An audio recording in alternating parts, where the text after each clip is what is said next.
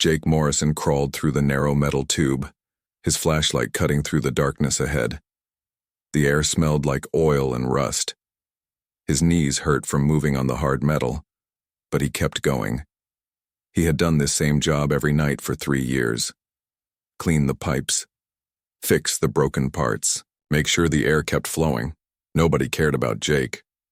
The big bug-like aliens who ran the mining station never looked at him. The other human workers barely said hello. Jake was just the guy who cleaned up their messes and fixed things when they broke. The aliens called themselves the Vex. They looked like giant insects with too many eyes and sharp claws. They stood 8 feet tall and made clicking sounds when they talked to each other. The Vex treated all humans like slaves, but they treated Jake like he was invisible. Jake reached the end of the tube and opened a small door. He crawled out into a tiny room filled with pipes and wires. This was his world. The hidden spaces between the walls where nobody else ever came. He knew every inch of these tunnels better than his own apartment back on Earth. He pulled out his tools and started working on a broken air filter. As he worked, he thought about home. Earth seemed like a dream now.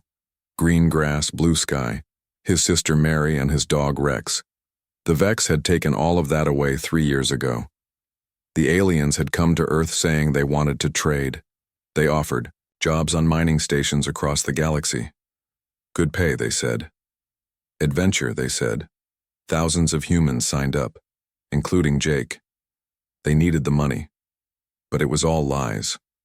Once the ships left Earth, the humans became prisoners. The mining stations were really jails in space. The Vex worked humans 12 hours a day digging up rocks and metals. Anyone who complained got beaten. Anyone who tried to escape got killed.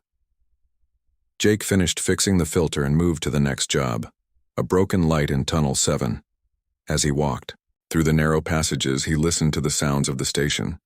The hum of machines, the clank of mining equipment, the heavy footsteps of Vex guards walking the halls above. He had learned to move quietly. The Vex never bothered to watch him because he was just maintenance. They thought he was too dumb and too scared to cause trouble. That was their mistake. Jake had been watching them instead.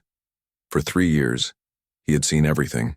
He knew which guards worked which shifts. He knew where they kept their weapons. He knew which doors stayed locked and which computers held important information. Most importantly, he had discovered their secret.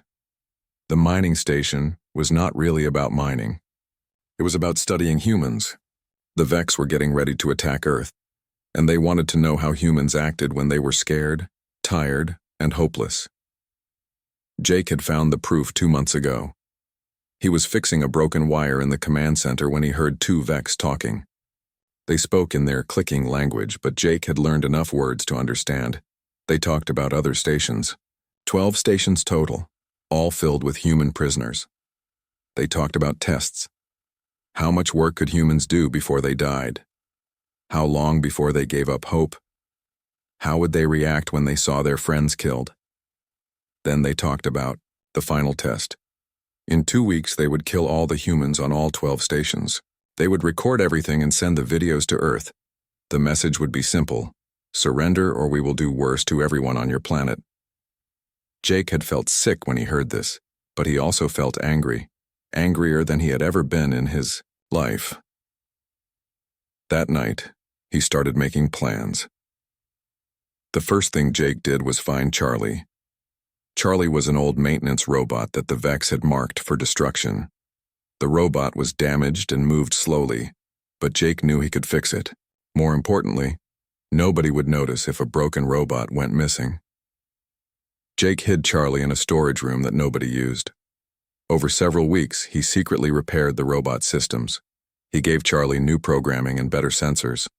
Most importantly, he installed a hidden radio that could talk to other stations. Charlie became Jake's partner. The robot could fit into even smaller spaces than Jake. It could work all day without getting tired. And because it looked broken and useless, the Vex ignored it completely. Together, Jake and Charlie began mapping the entire station. Every room, every hallway, every hidden passage. They found the weapon storage rooms. They found the communication center. They found the rooms where the Vex kept their most important equipment. Jake also began collecting things. Pieces of metal that could be made into weapons, chemicals from the cleaning supplies that could make explosives, spare parts that could be turned into tools. He hid everything in the maintenance tunnels. The Vex never came down there, so it was perfectly safe. Jake created secret storage rooms behind false walls. He marked them with small scratches that only he would notice. But the most important thing Jake did was reach out to other stations.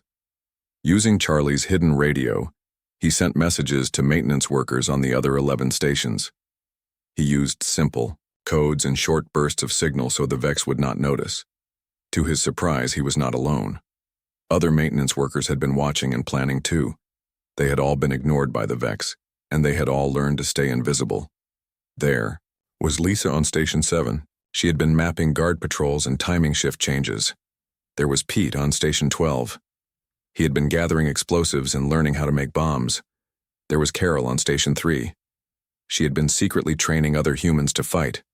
They called themselves the Wrench Brigade. It was Pete's idea. They were the people who carried wrenches and fixed things, and nobody ever paid attention to them. Jake became their leader, even though he never asked for the job. The others looked to him because he had the best knowledge of station systems, and he had Charlie to help coordinate their plans. As the days passed, Jake learned more about the Vex plan. The execution would happen in 1 week, all stations at the same time. The Vex wanted to make sure no humans could warn Earth or interfere with their message. But Jake had his own message to send. The Vex had made one huge mistake. They had never bothered to watch the quiet man who crawled through their walls and fixed their broken machines. Soon they would learn what happened when nobody watched Jake Morrison. Soon everything would turn red. Jake sat in the dark storage room with Charlie, looking at the small radio they had built together. The green light blinked slowly, showing that other stations were trying to talk to them. Jake put on the headphones and listened to the quiet voices coming from across space. Wrench Brigade, this is Lisa from Station 7. I have news about the guard schedules. Jake picked up the microphone. This is Jake. Go ahead, Lisa. The Vex are changing their patrol times. They are moving more guards to the prisoner areas. I think they know something is wrong. Jake felt his stomach drop. If the Vex suspected trouble, their plan might fail before it even started. He needed to know more. Pete, are you there? Jake asked into the radio. I'm here, Jake. Station 12 reporting. I've got the same problem. More guards everywhere. They searched my tool room yesterday. Jake thought quickly. The Vex were getting suspicious, but they did not know exactly what was happening. If they really knew about the Wrench Brigade, Jake and the others would already be dead. Everyone stay calm, Jake said into the radio. They don't know about us yet. They are just being careful because the big day is coming soon. Over the next hour, Jake talked to all 11 other stations. Each person reported the same thing. More guards, more searches, more tension, but also more weapons collected, more explosives ready, more humans willing to fight. Jake had been amazed to learn how many maintenance workers were part of their group. On his own station, he had found 6 other people who wanted to help. There was Ben, who fixed the food machines. There was Nancy, who cleaned the medical rooms. There was Tony, who repaired the communication equipment. Each person had skills that Jake needed. Ben knew where the Vex kept their food supplies. Nancy had access to medical equipment and drugs. Tony understood how the station's computer systems worked. Most importantly, they all moved through the station without being watched. The Vex saw them as harmless workers, not as threats. This was the key to everything.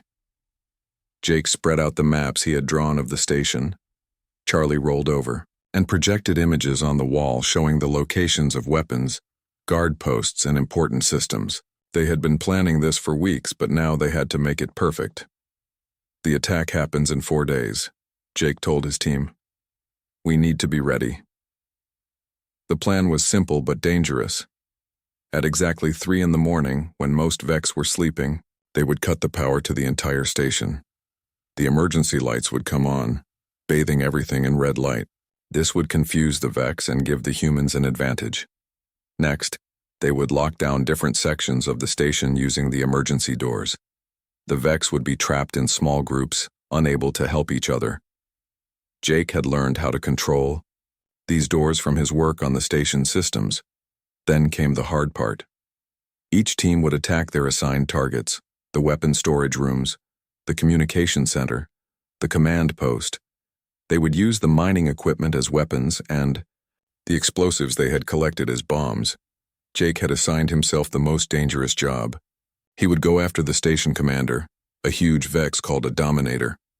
This creature lived in the heavily protected command center and controlled everything that happened on the station. "Are you sure about this, Jake?" Nancy asked. "The command center has thick walls and lots of guards." Jake nodded. "I've been studying it for months. There are maintenance tunnels that go right behind the commander's room. The Vex built them, but they never use them.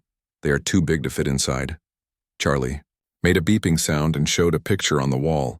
It was a diagram of the command center with a red line showing Jake's planned route. "I can get in through the air system," Jake explained. "Charlie will help me by cutting the power to their security systems. Once I'm inside, I can take control of the station's main computer." Ben looked worried. "What if something goes wrong? What if the Vex catch you?" Jake had been thinking about this question for weeks. "If I get caught, you continue the mission. Get to the communication room and send a message to Earth. Tell them about the invasion plan. Tell them about the other stations." The group was quiet for a moment. They all knew they might die in 4 days, but they also knew that millions of people on Earth would die if they did nothing. Over the next 3 days, Jake and his team made their final preparations. They moved weapons and explosives to hidden locations around the station. They studied the guard schedules and memorized the locations of important targets. Jake spent most of his time in the maintenance tunnels, making sure he knew every pipe and wire. He practiced moving quickly and quietly through the narrow spaces. Charlie helped by timing him and suggesting better routes. On the last night, Jake could not sleep. He kept thinking about his sister Mary back on Earth. Was she still alive? Did she know what was happening to her brother? If the plan failed, would she ever learn the truth? Jake got up and walked to the small window in his room. Outside, he could see the stars. Somewhere out there, other humans were getting ready for the same fight. Somewhere out there, Earth was waiting for news that would never come unless Jake and his friends succeeded. He thought about the last 3 years. All the times the Vex had ignored him. All the times they had treated him like a piece of equipment. All the times they had made him feel small and helpless. Tomorrow night, everything would change. The Vex would learn that the quiet man with the wrench was the most dangerous person on their station. They would learn that humans were not just workers to be used up and thrown away. Jake touched the small radio in his pocket. In 12 hours, he would send the signal that would start the biggest fight in human history. 12 stations. Thousands of humans. One chance to save Earth. The Vex had been watching the wrong people. They had been guarding against the obvious threats while ignoring the invisible army that kept their stations running. They had made the mistake of thinking that maintenance workers were harmless. Jake smiled in the darkness. Tomorrow, they would learn how wrong they had been. Tomorrow, everything would turn red. Jake looked at his watch. 2 minutes until 3 in the morning. His hands were shaking, but not from fear. He was ready. Charlie sat next to him in the maintenance tunnel. Its lights dimmed so the Vex would not see them. Jake pressed the radio button. "Wrench Brigade, this is Jake, sound off." One by one, voices came through the small speaker. Lisa from Station 7, Pete from Station 12, Carol from Station 3. All 11 stations were ready. Thousands of humans were waiting for his signal. "Remember the plan," Jake whispered into the radio. "Cut the power first. Lock the doors second. Then attack. Good luck, everyone." Jake put the radio away and looked at Charlie. "You ready, old friend?" The robot beeped quietly and rolled toward the main power control box. Jake had trained Charlie for this moment. The robot knew exactly which wires to cut and which switches to flip. Jake crawled to his position near the air vent that led to the command center. Through the metal grate, he could see Vex guards walking back and forth. In 2 minutes, those guards would be stumbling around in the dark. He checked his tools one more time. Wire cutters, small explosives, a plasma cutter he had stolen from, the mining equipment. Most importantly, he had the control device that would let him take over the station's computer systems. Jake's watch showed 3 o'clock exactly. Now Charlie. Charlie's arm shot out and yanked 3 thick power cables from the wall. Sparks flew everywhere. The lights went out instantly. All across the station, humans were doing the same thing. Ben cut the power to the food section. Nancy shut down the medical area. Tony killed the communications room. In 12 stations across space, the same scene was happening at exactly the same moment. Red emergency lights came on, making everything look like it was covered in blood. Jake could hear Vex clicking and screeching in confusion. They were not used to being in the dark. Jake spoke into his radio. Phase 2, lock them down. Charlie rolled to the emergency door controls and started pressing buttons. Heavy metal doors slammed shut all over the station, trapping Vex in small groups. The aliens started pounding on the doors, but they were too thick to break. Jake pulled the grate off the air vent and crawled inside. The space was barely big enough for him, but he had practiced this route dozens of times.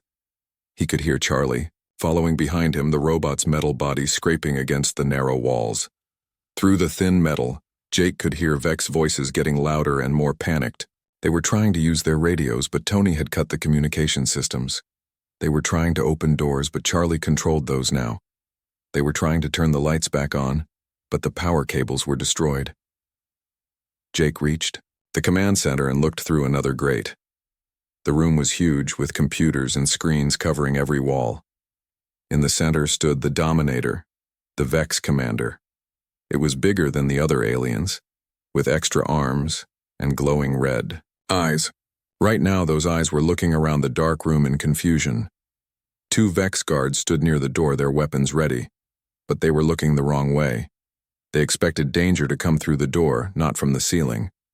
Jake carefully removed the grate and dropped a small explosive device into the room. It rolled under a computer desk and beeped once. Jake had set the timer for 30 seconds. He dropped down into the room just as the bomb went off. The explosion was not big, enough to hurt anyone, but it filled the room with smoke and knocked out more of the lights. The Vex started shooting wildly, not knowing where the attack was coming from. Jake moved quickly through the smoke. He had memorized the layout of this room perfectly. He knew where every computer was, where every weapon was stored, where the Dominator kept his personal equipment. The first guard never saw Jake coming. Jake's plasma cutter sliced through the alien's armor like it was paper. The creature fell with a horrible screech. The second guard turned toward the sound, but Jake was already moving. He tackled the alien from behind, driving his cutting tool deep into its back. The Vex collapsed, its weapon clattering across the floor. The Dominator roared and charged at Jake. The creature was fast, despite its size, but Jake was faster. He rolled under a computer desk and came up behind the alien leader. The Dominator spun around, its claws slashing at Jake's head. Jake ducked and thrust his plasma cutter upward. The tool punched through the alien's chest armor and into its heart. The Dominator looked down at the wound in surprise. Green blood poured out of the hole. The creature took 1 step forward, then crashed to the floor like a falling tree. Jake stood over the dead alien commander, breathing hard. 3 years of being ignored. 3 years of being treated like dirt. And now the most important Vex on the station was dead at his feet. He ran to the main computer and plugged in his control device. Numbers and letters flashed across the screen as Charlie's programming took over the station's systems. Now Jake could see everything that was happening. On screen 1, he watched Ben and his team attacking the food storage area. They had surrounded a group of Vex guards and were using mining equipment to blast through their armor. On screen 2, Nancy was leading humans through the medical section. They had found the Vex weapon storage and were handing out guns and explosives to anyone who wanted to fight. On screen 3, Tony had taken control of the communication room. He was already sending messages to the other stations, coordinating attacks and sharing information. Jake switched to the external cameras and saw something that made his heart jump. Explosions were lighting up the darkness outside. Other parts of the station were under attack. His plan was working. He activated his radio. All teams, this is Jake. The command center is ours. Charlie has control of the station systems. How are you doing? Ben's voice came back immediately. Food section secure. We got 12 Vex and freed 40 humans from the prison cells, Nancy reported next. Medical area clear. We found their drug supplies and weapon storage. No casualties on our side. Tony was excited. Communication room is ours. I'm talking to all the other stations. Jake, it's working everywhere. The Vex are getting crushed. Jake looked at the screens showing the other 11 stations. Red lights flashed everywhere as humans fought back against their captors. Mining equipment became weapons of war. Maintenance, tunnels became attack routes. The invisible army of workers was tearing apart the Vex empire from the inside. But Jake knew this was just the beginning. Winning the stations was only the first step. Now they had to send a message that would save Earth. He sat down at the main computer and started typing. The message he was about to send would change everything. The Vex would learn what happened when they forgot to watch the quiet man with the wrench. Everything had turned red, just like Jake had promised. But the red was not just from the emergency lights. It was the color of Vex blood, and there was plenty of it. Jake sat at the main computer in the command center watching numbers scroll across the screen. Charlie rolled up beside him and projected a hologram showing all 12 stations. Green lights blinked where humans had won. Red lights showed where fighting was still happening. Most of the lights were green. "We did it, Charlie," Jake said quietly. "We actually did it." The robot beeped and showed new information. Over 8,000 humans had been freed from the 12 stations. The Vex forces were completely destroyed. But Jake knew the real work was just beginning. He activated the long-range communication system and sent a message to Tony in the communication room. "Tony, are you ready to contact the Vex fleet?" "Ready, Jake." "I found their military frequencies. Whatever you want to tell them, they will hear it." Jake took a deep breath. This was the most important moment of his life. The message he was about to send would decide whether Earth lived or died. He started recording. "This is Jake Morrison, speaking for all humans on the 12 mining stations. We know about your invasion plan. We know you were going to kill us and send the videos to Earth. We know your fleet is coming to attack our home." Jake paused and looked around the command center. The body of the Dominator lay on the floor, green blood still pooling around it. The screen showed human faces cheering and crying with joy as they realized they were free. "You made a mistake," Jake continued. "You thought we were weak. You thought we were stupid. You thought we would just lie down and die when you decided to kill us. But most of all, you thought we were not worth watching." Jake stood up and walked to the window that looked out over the station. He could see humans moving through the corridors, no longer afraid. They were collecting Vex weapons and technology. They were taking apart the prison cells. They were finally free. "For 3 years you ignored the maintenance workers. We cleaned your messes. We fixed your machines. We crawled through your walls and kept your stations running. You never bothered to learn our names. You never bothered to watch what we were doing." Jake's voice got harder. "That was your biggest mistake. While you were watching the miners and guarding the obvious threats, we were learning everything about you. We mapped your stations. We studied your technology. We found your weaknesses." He activated the external cameras and started broadcasting images of the battle. Vex bodies lying in corridors. Human fighters celebrating victory. Alien weapons in human hands. This is what happens when you don't watch the maintenance man. This is what happens when you underestimate the people who fix your broken things. We are not your slaves anymore. We are not your prisoners anymore. We are your enemy. Now, Jake sat back down and pulled up the technical data Charlie had collected about Vex technology. "We have your computers. We have your weapons. We have your communication codes. Most importantly, we have detailed information about your invasion fleet." The data showed ship designs, weapon capabilities, and battle plans. Jake had enough information to help Earth prepare a defense that the Vex would never expect. "Your fleet is still 6 months away from Earth. 6 months for us to get ready. 6 months for us to share everything we learned about you. 6 months for Earth to build weapons using your own technology." Jake's radio crackled. Lisa's voice came through from Station 7. "Jake, I'm sending you something important. We found the Vex computer files about other alien races. They have been doing this to planets all over the galaxy." Jake's eyes widened as new information appeared on his screen. The Vex had conquered dozens of worlds using the same tactics. Take prisoners, study them, then destroy them.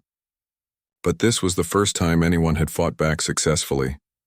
We also found something else, Jake added to his message.